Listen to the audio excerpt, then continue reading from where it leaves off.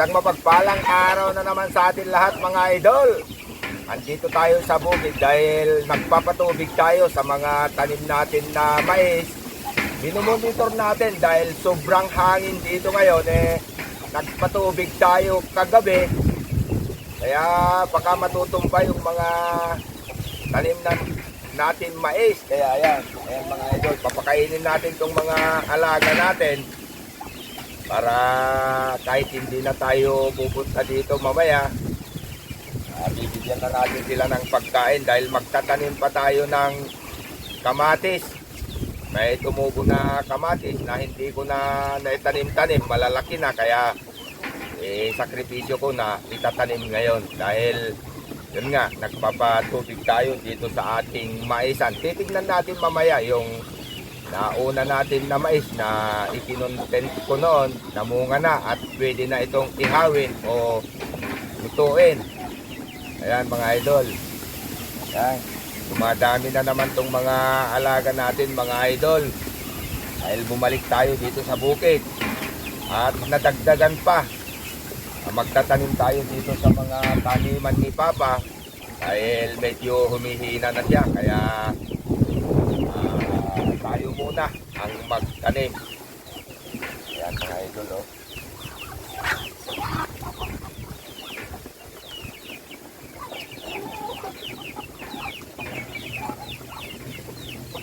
Ayan.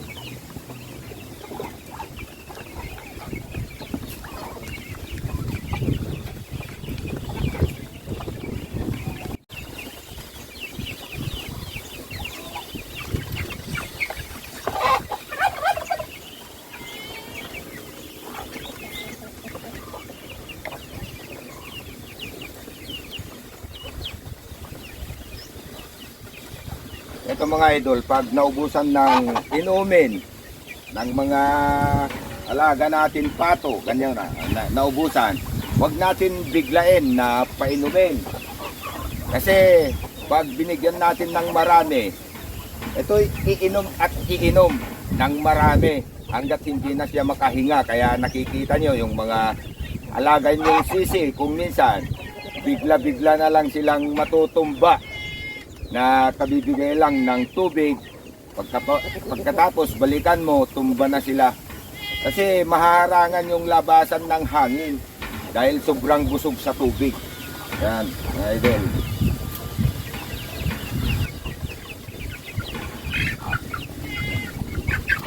Buti dito sa mga manok, okay lang.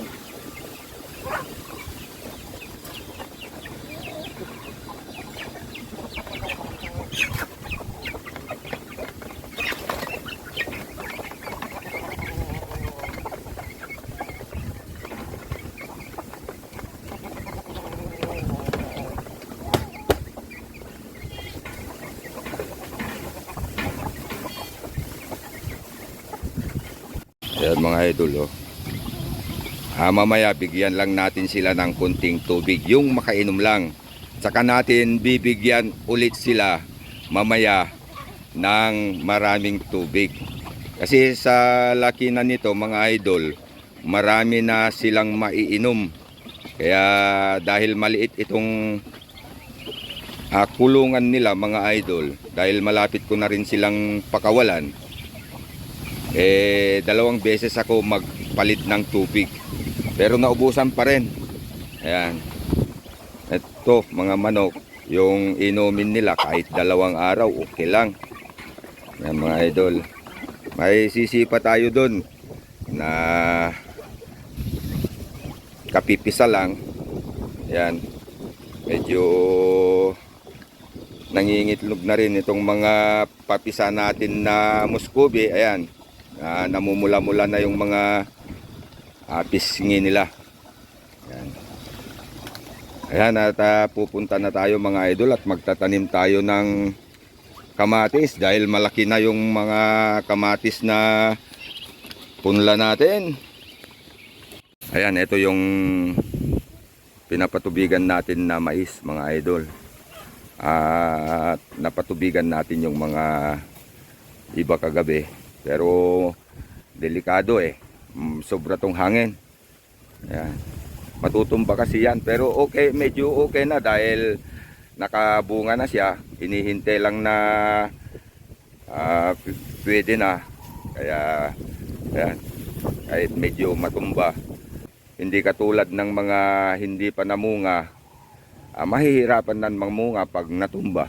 Pero ito pag natumba, okay lang dahil may bunga na. Pero titignan pa rin natin. Ayan, kaya binabantayan natin. Kaya maitatanim na natin itong medyo napakagandang punla natin na kamatis. Sobrang laki na nga. Pero ito yung magandang itanim. Malalaki na. Ayan. Itatanim natin mga idol. Kukunti lang to, mga 30 pieces lang to. Dahil hindi ko naman itinanim to noong June. Nung unang ulan-ulan dito sa amin, nagtanim ako ng kamatis pero hindi tumubo. Pero nung nagpunla ako ng anong tawag nito, sili na yung maanghang, ito ang tumubo. Mas naunang tumubo tong kamatis. Ayan, mga idol, pero pwede na rin yung mga sili na itanim mo. Pero dahil sobrang busy tayo sa trabaho, ito, naiipit yung pagtatanim natin kung minsan. Kaya ayan, dahil may oras tayo ngayon, magtatanim tayo mga idol. Ayan, handa ko lang yung pagtaniman natin mga idol, dyan lang. Ang dami rin bunga tong kamatis natin. Pero tinatapkan ko dahil yun nga, pag sobrang init, masisira naman yung bunga. Ayan, hinihintay ko lang na mahinog na yung mga iba. Pero marami nang nakukuha dito mga idol. Ayan, tulad dito. Tinatapkan natin dahil yan. Tatapkan natin para hindi masira ng araw. Yan mga idol, hanggang mahinog. Namumunga na rin yung isa. Ito, ihahanda natin tong pagtaniman natin mga idol. Yan. Ito, dito mga idol lang tataniman natin.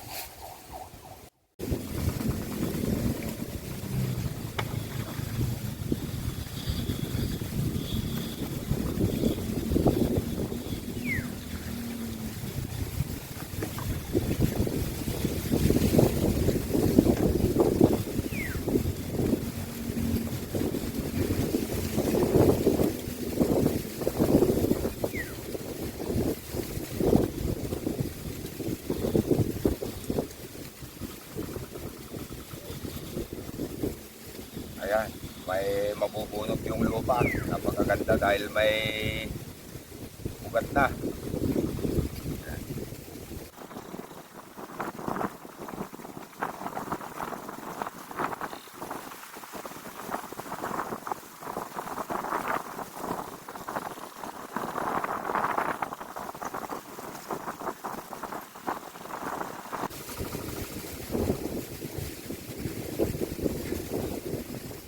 Lang to, mga 30 pieces. Pero marami na to, pang pamili. Yung bunga niya. Balang araw. Palambutin natin yung lupa para madaling bunutin.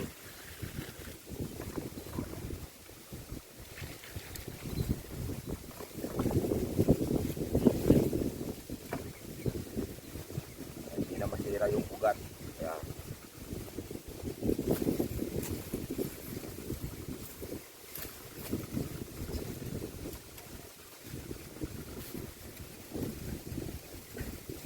bubunot na naman tayo mamaya. Tatanim lang natin itong mga idol.